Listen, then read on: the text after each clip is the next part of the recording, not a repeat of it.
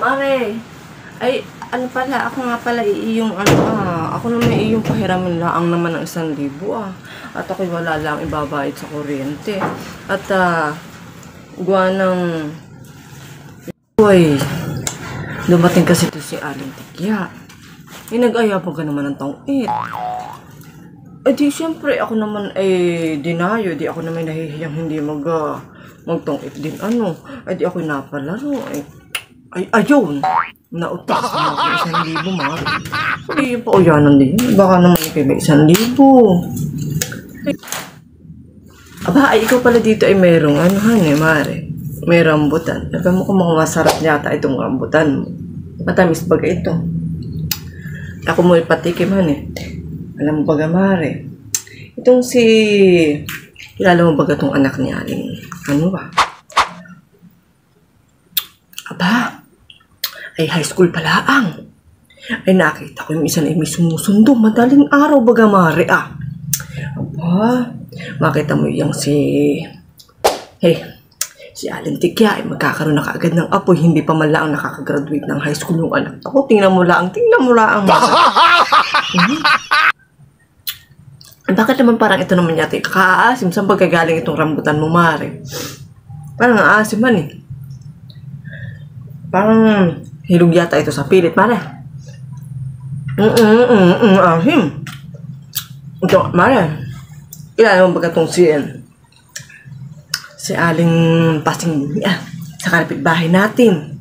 Mare, ito'y ating laang. At ito'y nakakaya. Huwag mo ikakalat, Mare. At buwan nang nakita ko laang naman, Mare. Abay, may kinakatagpo din sa may palayam. Abay, ay di pagkat yung asawa nung inasa abroad. Aba, Mare, may kinakatagpo. Ay di sa may palayan. Ay, huwag mo maikalat-kalat, Mare. Ang chismis at baka sabi sa akin manggaling. Ay, ako masugot pa nito si Aling Pasing Ito si atin lang. Huwag mo na lang sasabihin. Aba, ito pa, Mare. Kilala mo.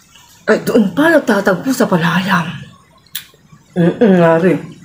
Ay, awa-awa. Ng asawa at nasa abroad pa man din ay nagpapadala. Pagkatapos ay doon lang naman yata ginagastos sa lalaki. Diyos ko. Mare, ito pang isa pa. Baga ito na kapitbahay natin na si Aling Tekla. Eh di bagat kararaming anak. Na kaya atay 7 ata. Ako na may taka diyan sa kanila ay kararaming anak. Paano ba nila yung napapakain sa araw-araw? Minsan nga nagpunta sa aming bahay. At nanghiram nga din Mare. Ako na may napawa. Di napahiram ko man lang kahit 100 piso. At gabi na nga daw ay hindi pa sila kumakain mag-uumagahan nakatulog na lang ang mga bata. Wala pang kain. Di ba naman kaawa-awa naman ay ako na may taka sa kanila. At ito namang asawa ay palainom pa. Diyos, inuumaga sa inom. Malaki bilib na bilib lang din naman sa mga ganay ang mga palainom. Mare? Pag sila'y natulad dito sa kay Cardo na. Ayun, maganda na ang himla yan. Nang kinaiinom ba? Ayun. Ay, gusto yata nila maging ganay. Unding kumari,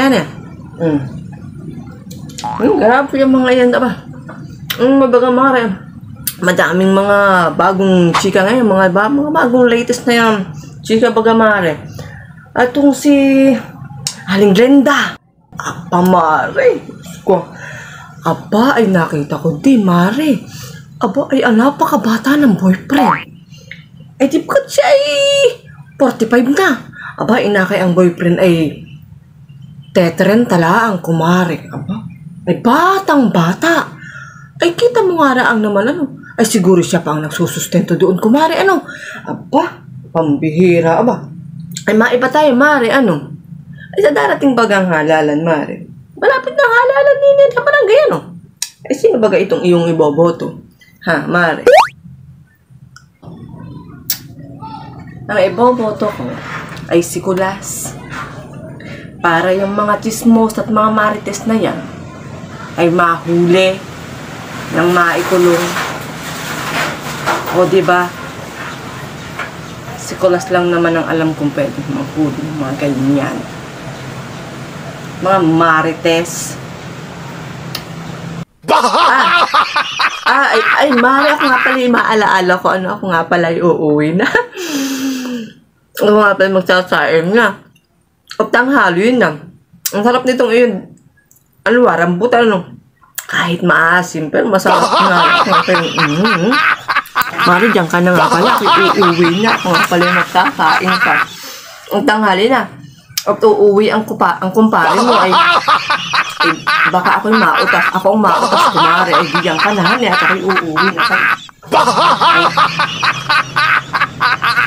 Tingnan mo lang. Nakakalimutan na ang inihiram na 1,000. Ay, talagang sure.